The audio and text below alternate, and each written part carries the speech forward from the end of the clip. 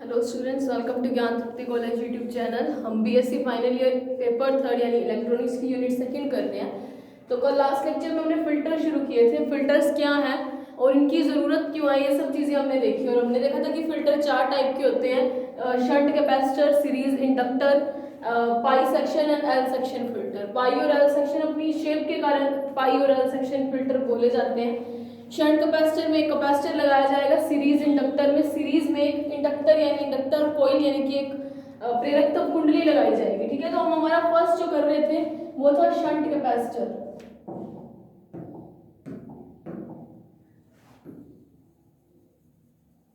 Shunt capacitor filter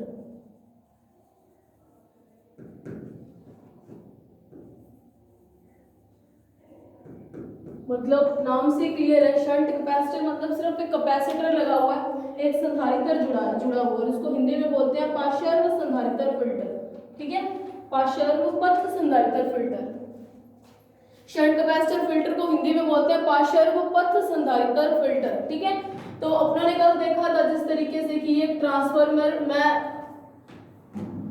हम क्या करते हैं, हम फुल वेव रेक्टिफायर को ले लेते हैं, हाफ वेव रेक्टिफायर में चलो दोनों ही ले लेते हैं। ये कैपेसिटर की प्राइमरी कॉइल, ये कैपेसिटर नहीं ट्रांसफार्मर, ये इसकी प्राइमरी कॉइल, ये सेकेंडरी कॉइल के साथ एक डायोड जुड़ी हुई है। शंट कैपेसिटर यानी कि एक कैपेसिटर जोड़ दिया, फिर एक लोड आरएल जो हमेशा से रेक्टिफायर्स में जुड़ा हुआ है और इसके ऊपर हम आउटपुट को मेजर करते हैं। यही काम कर रहे हैं हम। उसके बाद देखो हम दूसरा लेते हैं, जब हमने क्या किया, ये हमारी कॉइल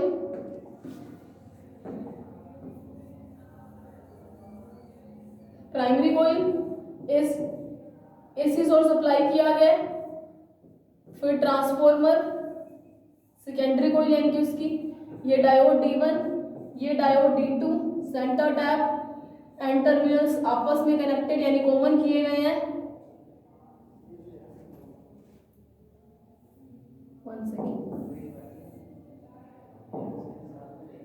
शंट कैपेसिटर यानी कैपेसिटर जोड़ दिया, लोड रेजिस्टेंस RL कनेक्टेड है और हम इसके ऊपर क्या ले रहे हैं, आउटपुट ले रहे हैं। ठीक है, ये C, ये डायोड D1 और ये डायोड D2। कैपेसिटर क्या करते हैं, जैसे मतलब प्राइमरी कॉइल से इलेक्ट्रोमैग्नेटिक इंडक्शन के कारण, विद्युत चुम्बकीय प्रेरण के कारण सेकेंडरी कॉइल में कुछ ना कुछ वोल्टेज प्रोड्यूस होगी। उस प्रोड्यूस्ड वोल्टेज को जब हम यानी AC वोल्टेज D1 और D2 से जब मतलब D1 और D2 पे एंटर करेगी तो कुछ ना कुछ हमें आउटपुट मिलेगा। इन केस फॉरवर्ड बायस में, रिवर्स बायस हो तो हमें कोई आउटपुट नहीं मिलेगा। और इसके अंदर हमारे पास कैसा आता है, करंट इस तरीके से आता है। कौन से केस में, जब हाफ वेव रेक्टिफायर होती है तो half wave of AC current use की जाती है।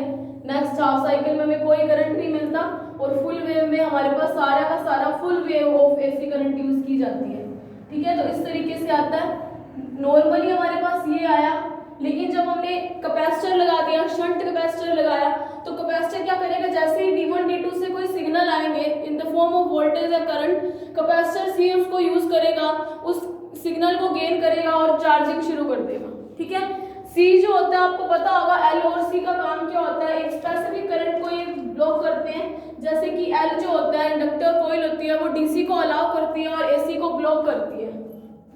L क्या करती है, DC को अलाउ और AC को ब्लॉक करती है, यानी कि AC को फ्लो होने से रोकती है, मतलब अपने अंदर में से AC को फ्लो नहीं होने देगा। कैपेसिटर जस्ट इसका उल्टा होता है, AC को ये अलाउ करता है और DC को ये ब्लॉक करता है। तो जैसे D1 और D2 से अपने को पता है कि कंपोनेंट जो करंट आ रहा है वो इस तरीके से आ रहा है, मतलब वैल्यू चेंज होती रहती है, कुछ ना कुछ AC कंपोनेंट प्रेजेंट है। तो जो AC कंपोनेंट प्रेजेंट होते हैं, कैपेसिटर से उस AC कंपोनेंट को यूज करता है और चार्जिंग शो करता है, और जितना DC होता है वो लोड RL पे पहुंच जाता है, क्योंकि जितना DC करंट होगा कैपेसिटर तो अपने अंदर लेगा नहीं, कैपेसिटर तो DC को ब्लॉक करता है, मतलब अपने अंदर से DC को फ्लो नहीं होने देगा। मतलब यहाँ पे तो सिर्फ AC करंट आएगा और यहाँ पे DC करंट आएगा। तो AC करंट यूज होगा, लोड हम तो RL पे देखते हैं, RL पे तो हमारे पास पहुंच ही कौन सा रहा है, DC पहुंच रहा है। तो मतलब रेक्टिफिकेशन के प्रोसेस में जो कमी रह गई थी कि हमें प्योर DC नहीं मिल पा रहा था, वो इन फिल्टर्स की हेल्प से दूर की जा सकती है। कितनी हद तक दूर होती है ये रिपल फैक्टर से आपको पता चलेगा। फिल्टर्स का काम भी यही था कि रिपल्स को कम करना या फिर AC कंपोनेंट्स को अलग करना या स्मूथिंग का प्रोसेस करना। स्मूथिंग को हिंदी में मिन्सन बोला जाता है, ठीक है। तो सेम केस यहाँ पे आएगा, D1 से कोई सिग्नल आएगा, फिर अदर जब दूसरा हाफ साइकिल होगा तो D2 से कोई सिग्नल आएगा, इस तरीके से D2 से सिग्नल आते हैं। तो C क्या करेगा, कैपेसिटर AC करंट को यूज करेगा, यानी गेन करता रहेगा, और यूज किस फॉर्म में करेगा, चार्जिंग के फॉर्म में करेगा, और DC करंट हमें आउटपुट RL पे मिलता रहेगा। अब RL हमें पता है इस तरीके से, पहले वैल्यू मैक्सिमम होती है फिर घटती है, मतलब पहले बढ़ती है फिर घटती है, बढ़ती है फिर घटती है, बढ़ती है फिर घटती है। तो कैपेसिटर C क्या करेगा, जब तक तो आउटपुट हमें मिल रहा है RL पे मैक्सिमम, उस टाइम तक तो कैपेसिटर क्या करेगा, चार्जिंग शो करेगा। लेकिन जैसे ही RL पे वोल्टेज का ड्रॉप होना शुरू होगा, मतलब एक शार्प डिक्रीमेंट इन वोल्टेज होगा, उसको कम करेगा और खुद डिस्चार्ज होकर एनर्जी RL पे देगा, ताकि जो एकदम से वोल्टेज की वैल्यू जीरो हो रही है लोड RL पे, वो जीरो ना हो। हमारा काम भी ये कि हमें मतलब एक जो डिफ्लेक्शन मिल रहे हैं वो कम मिले, और डिफ्लेक्शन को कम करने का काम ये कैपेसिटर C कर रहा है। और किस तरीके से करता है ये आप कल भी देख चुके हो कि यहाँ से जब भी इसकी वैल्यू मैक्सिमम होती है उतनी केस तक तो ये चार्जिंग शो करता है मैक्सिमम तक, फिर यह क्या करता है, जैसे इसकी वैल्यू डिक्रीज होनी शुरू करती है, या उसको डिक्रीज ना करके, मतलब एकदम से उसकी वैल्यू जीरो ना करके उसे किसी मतलब जीरो से कुछ ज्यादा वोल्टेज देगा, यहाँ तक वो डिस्चार्जिंग शो करता है। डिस्चार्जिंग को मैं D से लिख रही हूँ और चार्जिंग को मैंने C से लिखा। फिर से अब मुझे पता है अब लोड रेजिस्टेंस RL पे आउटपुट ऐसा है कि ये मैक्सिमम वोल्टेज तक जाएगा, तो मैक्सिमम वोल्टेज तक फिर से कैपेसिटर चार्जिंग शो करता है, और यहाँ से फिर से वो डिस्चार्जिंग शो करता है। मतलब एक जो शार्प डिक्रीमेंट इन वोल्टेज आ रहा था, शार्पली वोल्टेज डिक्रीज होकर जीरो पे जा रही थी, उसी चीज को रोकने का काम कौन कर रहे हैं, कैपेसिटर कर रहा है। अगर हमें करंट के अंदर एकदम से वैल्यू कुछ ऐसी मिले, यानी कि अगर मैं देखूं इस चीज को, तो ये वैल्यू अपने को कैसी मिल रही है, अगर ये चीज आपको ध्यान कर लेना, आप इसको नोट करके रख लो, क्योंकि कई बार वाइवा में भी ये चीजें पूछी जाती है कि इंडक्टर का काम क्या है। ठीक है, एक मिनट, अब अपने देखते हैं कि अपने को करंट एट द एंड कैसा मिल रहा है। ये देखो इस केस में भी ऐसा ही होता है। कौन से केस में, किसके केस में, फुल हाफ वेव रेक्टिफायर में, जब तक मैक्सिमम जा रहा है चार्जिंग, फिर इसकी वैल्यू को जीरो होने से रोकेगा और इसको डिस्चार्ज करेगा, खुद को डिस्चार्ज करेगा कैपेसिटर, और RL पे कुछ ना कुछ सिग्नल्स भेजेगा, जिसके कारण यहाँ पे वोल्टेज का ड्रॉप, जो जीरो करंट आ रहा था वो नहीं मिलेगा, कुछ ना कुछ वैल्यू मिलेगी। फिर जब तक ये मैक्सिमम चार्ज होता है तब मैक्सिमम तक वोल्टेज आएगी। इनपुट सिग्नल्स ही ऐसे आ चुके हैं कि अब वैल्यू जो है वोल्टेज की या करंट की मैक्सिमम तक जाएगी, तो जब तक मैक्सिमम पे जाएगी कैपेसिटर चार्जिंग, फिर से डिस्चार्जिंग शो करेगा। अगर इन्हीं डायग्राम को हम जूम करके बनाए, यहाँ पे भी चार्जिंग होगा इतना तक, फिर डिस्चार्जिंग होगा, कि मतलब जीरो वैल्यू नहीं पहुंचने देगा। हमारा काम भी ये है कि वैल्यू जो चेंज होती जा रही है उसको रोकना। लेकिन हाँ, फिल्टर्स ऐसे नहीं है, प्योर DC तो हमें तब भी नहीं मिल सकता, कुछ ना कुछ केसेस, कुछ ना कुछ टाइप के लॉसेस जरूर होते हैं, क्योंकि आइडियल कंडीशन तो फाइंड आउट करनी ही मुश्किल है। इसीलिए हमारे पास ऑलमोस्ट DC मिल जाती है और एक सेटिस्फाइंग रिजल्ट हो जाता है थोड़ा बहुत, क्योंकि रेक्टिफायर ने तो बिल्कुल भी सेटिस्फाइंग रिजल्ट नहीं दिया, ऑलमोस्ट DC ना देके मैक्सिमम AC ही दिया अपने को, क्योंकि 121% ऑफ रिपल आ रहा है, मतलब 121% तो AC वोल्टेज उसके अंदर पड़ी है। तो फिर AC को DC में बदलने का काम कहाँ तक हुआ अपने, वो भी उससे देख सकते हैं। तो ये जो वैल्यू आती है ग्राफ की, वो इस तरीके से आई, फिर मैक्सिमम चार्जिंग, फिर डिक्रीमेंट, है ना, इस तरीके के। किसके लिए, फुल वेव रेक्टिफायर के लिए। एक मिनट रुकते हैं, इस ग्राफ को थोड़ा सा और बड़ा बनाते हैं। ये चीजें आप कल कर चुके हो, इसलिए मैं थोड़ा सा स्कोर छोटा कर दिया, ठीक है। तो अगर अपने वैल्यू देखें तो अपने पास ऐसी आई, मतलब मैं सिर्फ और सिर्फ कैपेसिटर लगाने के बाद के बिहेवियर को बना रही। कौन सा, ये कलरफुल पेन वाला। अगर आपको कलर डिफरेंस पता चल रहा हो, हाँ आपको ऑलमोस्ट विजिबल ही है, पिंक कलर का डिफरेंशिएट हो रहा है, ठीक है, अपने पिंक से। तो देखो जो अपने कलरफुल चीज है उसको मैं दिखा रही हूँ। ये चार्जिंग को शो कर रहा है कर्व्ड, फिर डिस्चार्जिंग स्ट्रेट लाइन, फिर चार्जिंग, फिर डिस्चार्जिंग स्ट्रेट लाइन, फिर चार्जिंग, फिर डिस्चार्जिंग स्ट्रेट लाइन, कुछ ऐसा आया।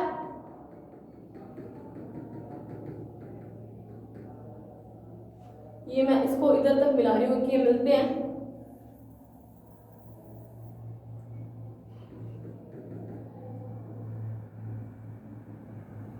ये वैल्यूज भी ना, एक तो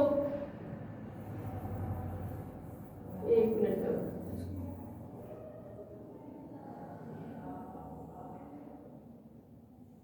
फिर से चार्जिंग, फिर से डिस्चार्जिंग, ठीक है।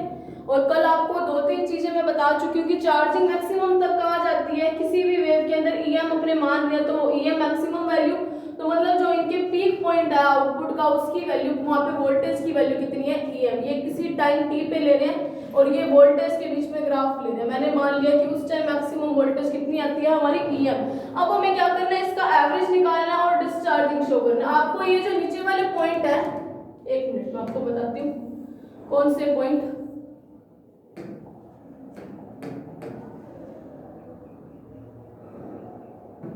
ये जो पॉइंट है, ये वाला पॉइंट, ये वाला पॉइंट और ये वाला पॉइंट, ये पॉइंट ये बता रहे हैं कि यहाँ तक तो डिस्चार्जिंग हुई, यहाँ से अचानक से चार्जिंग शुरू हुई, फिर मैक्सिमम वोल्टेज तक गया, फिर से डिस्चार्जिंग हुई। मतलब डिस्चार्जिंग कहाँ से शुरू हो रही है, कौन सी पॉइंट पे, जहाँ पे ये जो मैंने पॉइंट्स आपको दिखाए हैं डार्क करके, वो पॉइंट क्या बता रहे हैं, यहाँ से कैपेसिटर फिर से चार्ज होगा, यानी मैक्सिमम डिस्चार्ज होने के बाद यहाँ पे कैपेसिटर चार्ज होना शुरू हो चुका होगा। और वो हम कल कर चुके हैं, वो कितना आता है आपको ध्यान होगा, या मैं कल वाला एक बार आपको बताती हूँ। किसी टाइम t पे कैपेसिटर C जब क्या शुरू करता है, डिस्चार्जिंग शो करता है।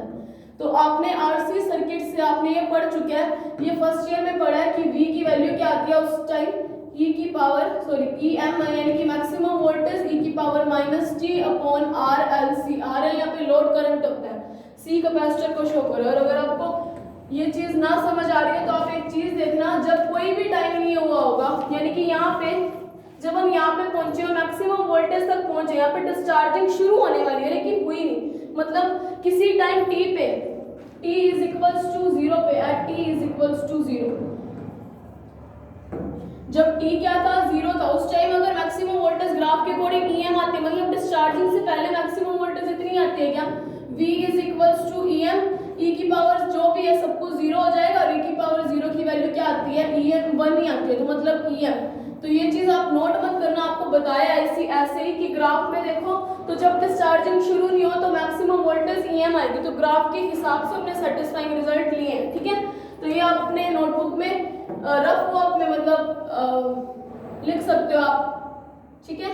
तो अब फॉर टोटल टाइम, अब अपने क्या लेते हैं, RLC is much much much greater than 1, तो 1/RLC मच लेस देन 1 हो जाएगा। तो उस केस में जब e की पावर x में या e की पावर +-x में जब x is much much much less than 1 होता है, तब हम किसका यूज करते हैं मैथ्स में, बायनोमियल एक्सपेंशन।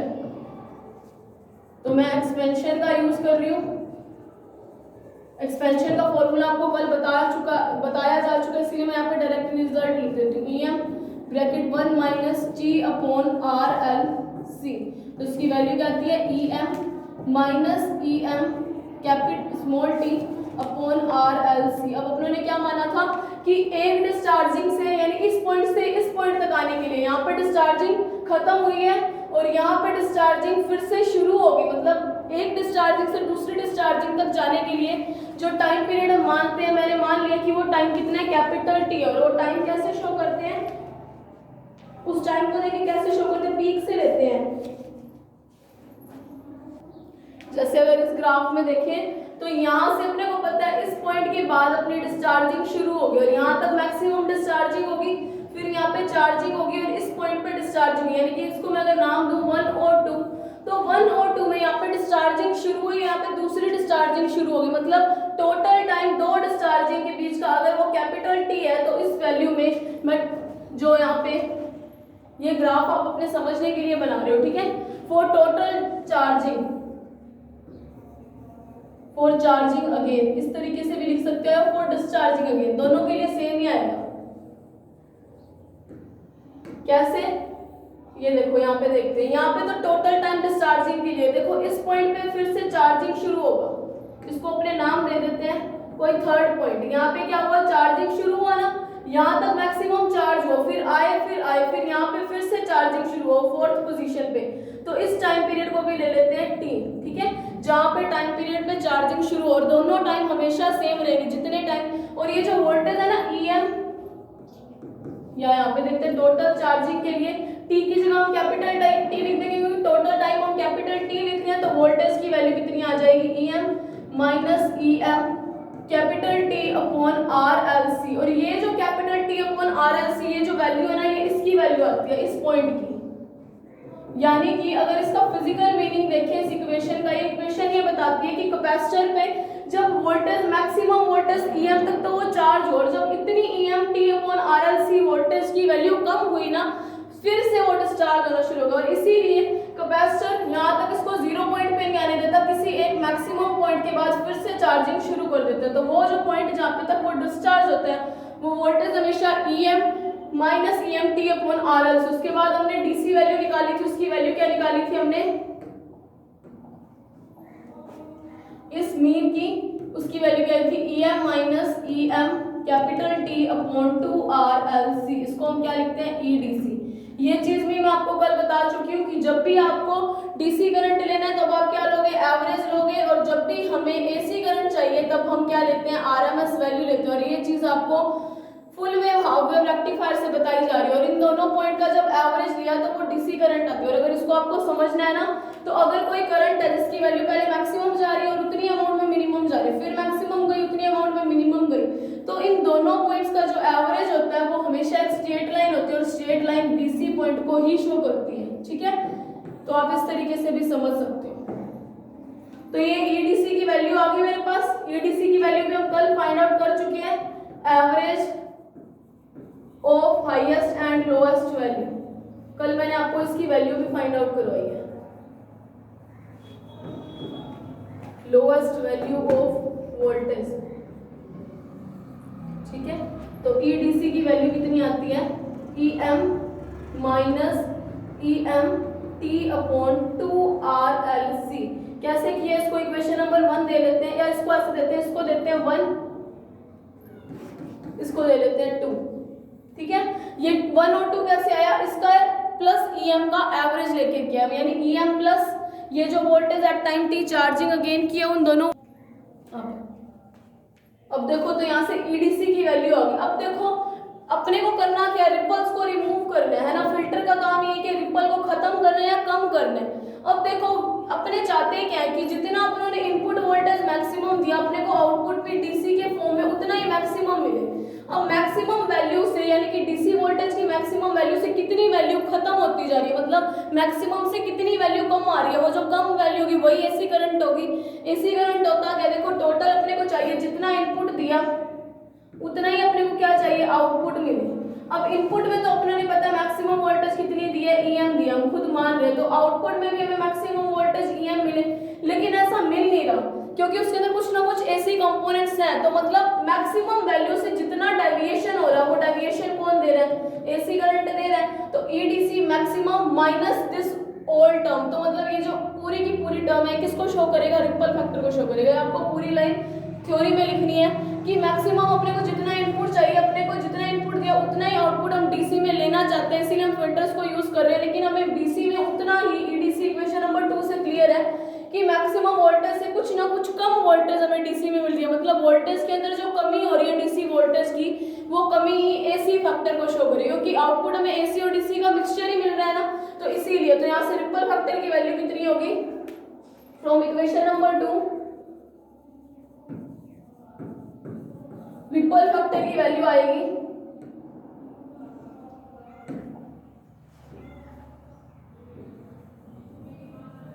रिपल फैक्टर की वैल्यू क्या आएगी, EM में से जितना भी एक्स्ट्रा टर्म आ रही थी, मतलब रिपल फैक्टर की वैल्यू क्या आएगी, EM capital T upon 2RLC। क्या वैल्यू आई है, यही आई है क्या, EM capital T upon 2RLC आई है। अब मैं एक बार ना उसको ना, ये जो ग्राफ अपना बना है इसको हम सॉ टूथ ग्राफ की फॉर्म में कन्वर्ट करते हैं, मतलब ऑलमोस्ट स्ट्रेट लाइन में बनाते हैं। क्योंकि देखा जाए तो यहाँ पे देखो इस ग्राफ में ये ऑलमोस्ट स्ट्रेट लाइन आती है, फिर ये थोड़ी कर्व, फिर से स्ट्रेट। अपने क्या करते हैं, इसको वापस से इस ग्राफ को प्लॉट करते हैं।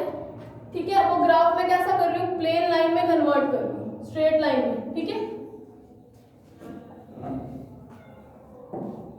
अगर हम ग्राफ प्लॉट करें तो मुझे पता 3 पॉइंट्स हम ले रहे थे, एक तो मैक्सिमम EM, फिर EDC, फिर कौन सी ले रहे थे, लोएस्ट वैल्यू, जो कितनी थी हमारी, EM minus EM capital T upon RLC। और EDC की वैल्यू कितनी आ रही है, EM minus EM capital T upon 2RLC आ रही है, और इधर क्या आ रही है, EM आ रही है। अब अगर अपने स्ट्रेट लाइन की फॉर्म में बनाइए, चार्जिंग को शो कर रहे हैं, फिर ठीक है यहाँ से क्या आएगा, डिस्चार्जिंग शो होगी, ऑलमोस्ट स्ट्रेट लाइन, फिर से चार्जिंग, डिस्चार्जिंग सॉरी, फिर से चार्जिंग, फिर से डिस्चार्जिंग, फिर से चार्जिंग। यही हो रहा है क्या ग्राफ में भी।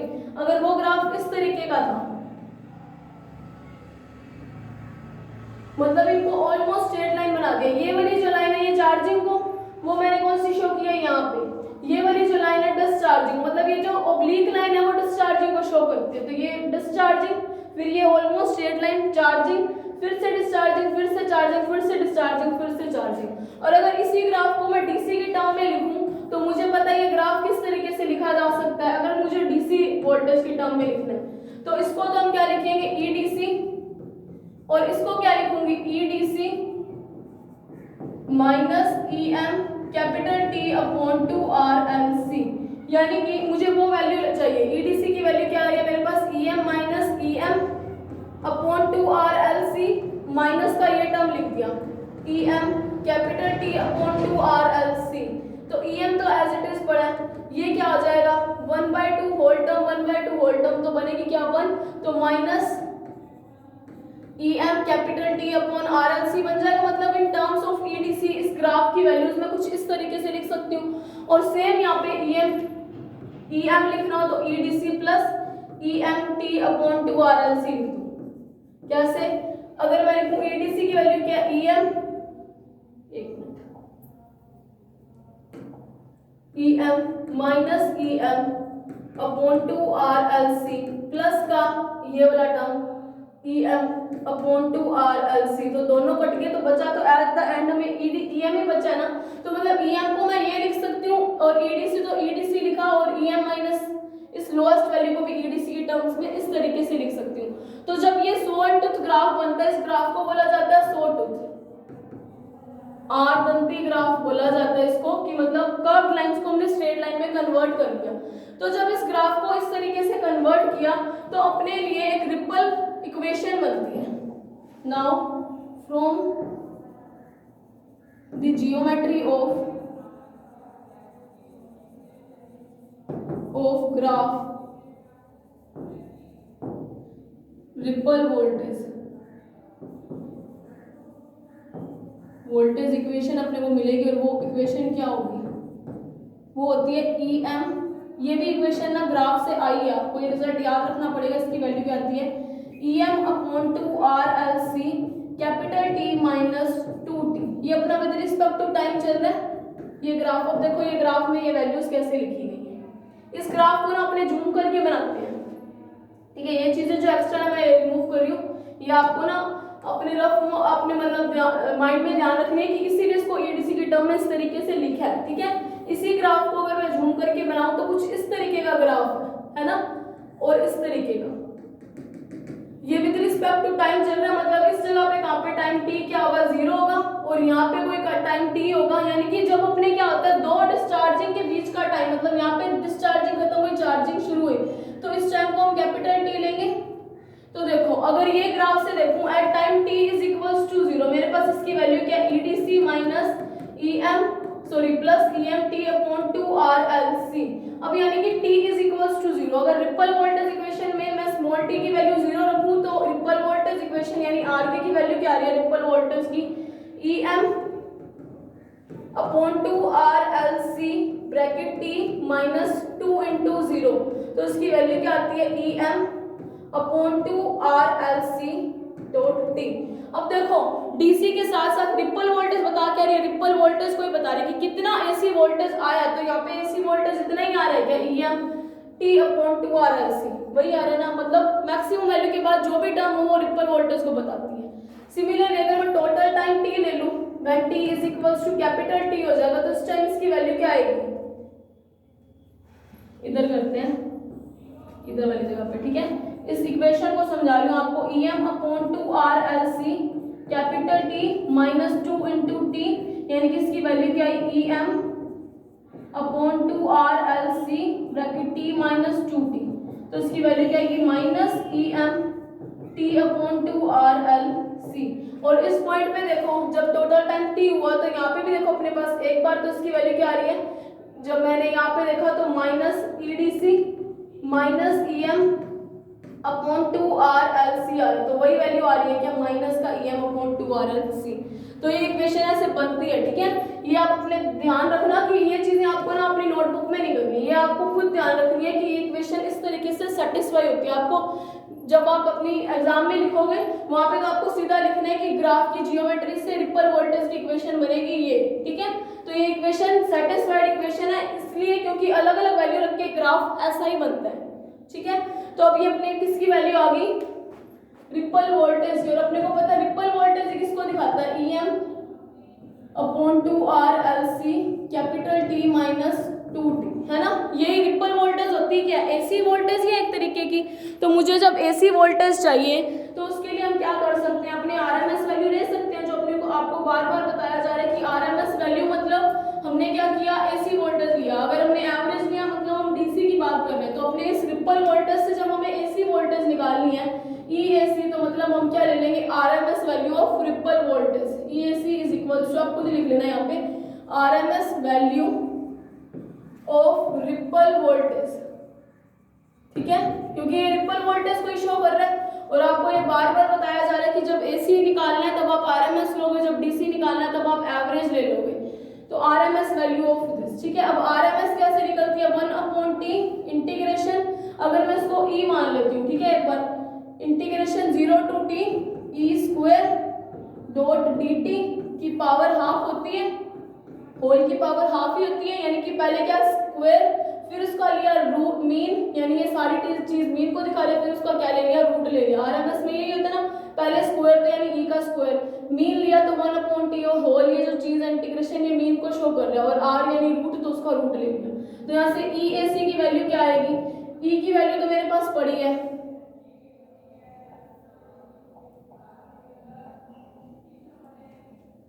तो देखो 1/T जो फॉर्मूले के अकॉर्डिंग एज इट इज था, और E की वैल्यू क्या, EM/2RLC का होल स्क्वायर डॉट क्या आएगा, T माइनस 2T का होल स्क्वायर डॉट dt की पावर हाफ।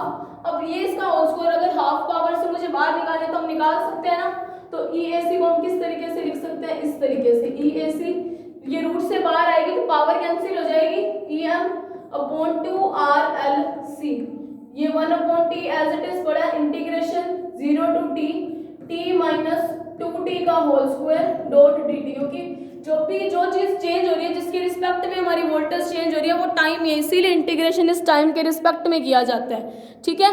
तो अब इसको सॉल्व करते हैं, इस स्क्वायर वाली वैल्यू को, EM/2RLC इंटीग्रेशन 1/T पावर 1/√2 चल रहा है, ठीक है। यहाँ पर इंटीग्रेशन 0 to T वाले इस टर्म को खोल देते हैं, यहाँ पे बनेगा क्या, T² plus 4T² minus 4TT dot dt।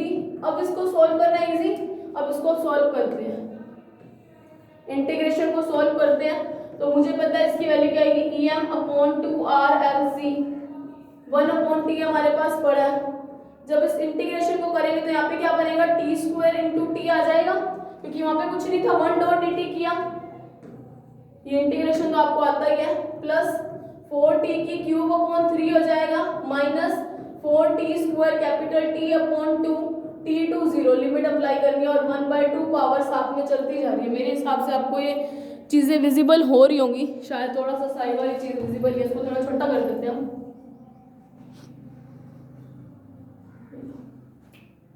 ठीक है।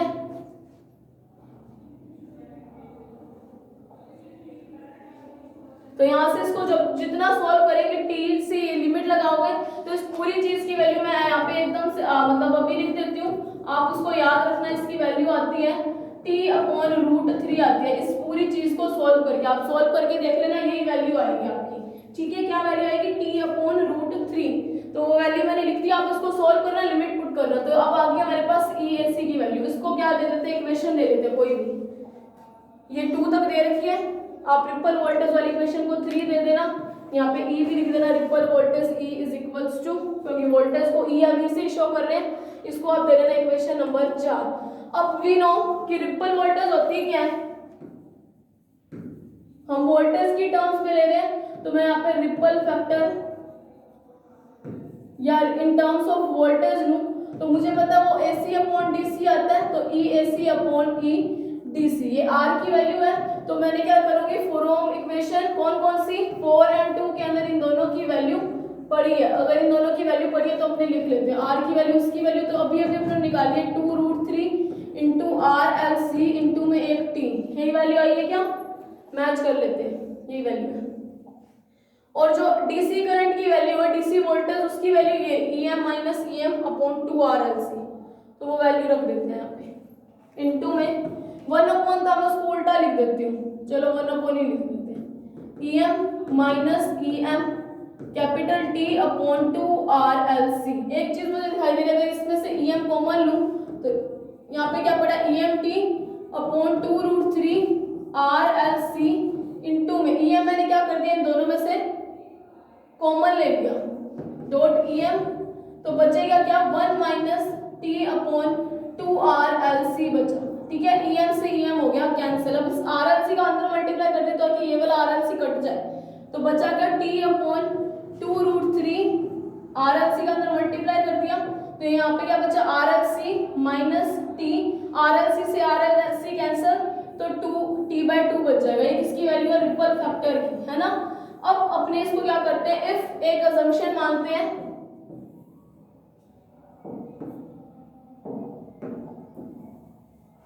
अब अपने लेते हैं इफ RLC जो है much much much greater than T है, तो इसका मतलब T क्या आ जाएगा, 0 हो जाएगा, T टेंड्स टू 0, तो R की वैल्यू क्या आ जाएगी, T अपॉन 2√3, इस वाले इक्वेशन में ही होगा RLC, ये चीज बन गई, इसको आप दे रहे हैं इक्वेशन नंबर 5।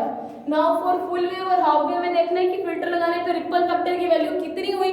फुल वेव में तो आपको पता है वो 48 पॉइंट समथिंग होती है, और हाफ वेव में आपको पता है कि वो 121% होती है। तो देखते हैं कि चेंजेस अब कितने आते हैं, फॉर हाफ वेव करते हैं।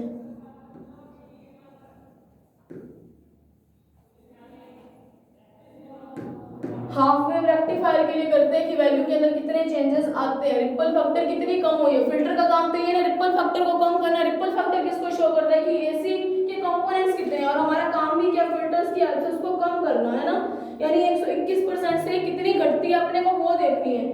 तो रिपल फैक्टर की वैल्यू निकालते हैं, तो R हाफ वेव के लिए तो T अपॉन 2√3 RLC, ये मेरे पास क्या पड़ी है इक्वेशन नंबर 5। हाफ वेव के लिए आपको पता है T की वैल्यू क्या होती है 1 अपॉन F, क्योंकि एक ही फ्रीक्वेंसी मिलती है टोटल टाइम पीरियड T के लिए, एक बार ही फ्रीक्वेंसी के अंदर चेंज आता है, तो मैं T की वैल्यू रख दूं, तो R की वैल्यू क्या आएगी 1 अपॉन 2√3 FRLC। तो इसको जब सॉल्व करते हैं 1 अपॉन 2√3, इसकी एक पर्टिकुलर वैल्यू आती है और इस वैल्यू का मान आता है 0.288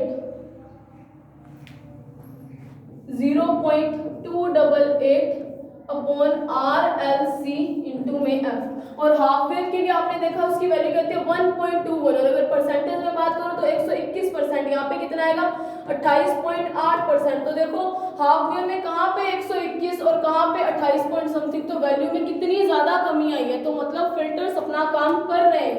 हाफ वेव रेक्टिफायर के लिए फिल्टर की वैल्यू आएगी ये। तो अब अपने करते हैं फुल वेव रेक्टिफायर के लिए, फॉर फुल वेव रेक्टिफायर। तो फुल वेव रेक्टिफायर के लिए R और उसके लिए आपको T की वैल्यू पता है 1/2F है, कल ही मैंने आपको ये बताया, क्योंकि 2 साइकिल बनते हैं एक पूरे टाइम पीरियड में, तो यहाँ पे मैं डायरेक्टली लिख देती हूँ T/2√3 RLC। तो इसकी वैल्यू क्या आएगी 1/2√3 इंटू 2F RLC, यानी कि इसकी वैल्यू कितनी आ जाएगी अब 1/4√3 RLC। और अपने को पता DC जो वोल्टेज थी, sorry half full wave rectifier के लिए रिपल फैक्टर आता कितना है 48.2, और अब 1/4√3 को सॉल्व करके इसकी वैल्यू आएगी 0.144 अपॉन RLC इंटू में F, ये F रह गया था, ठीक है।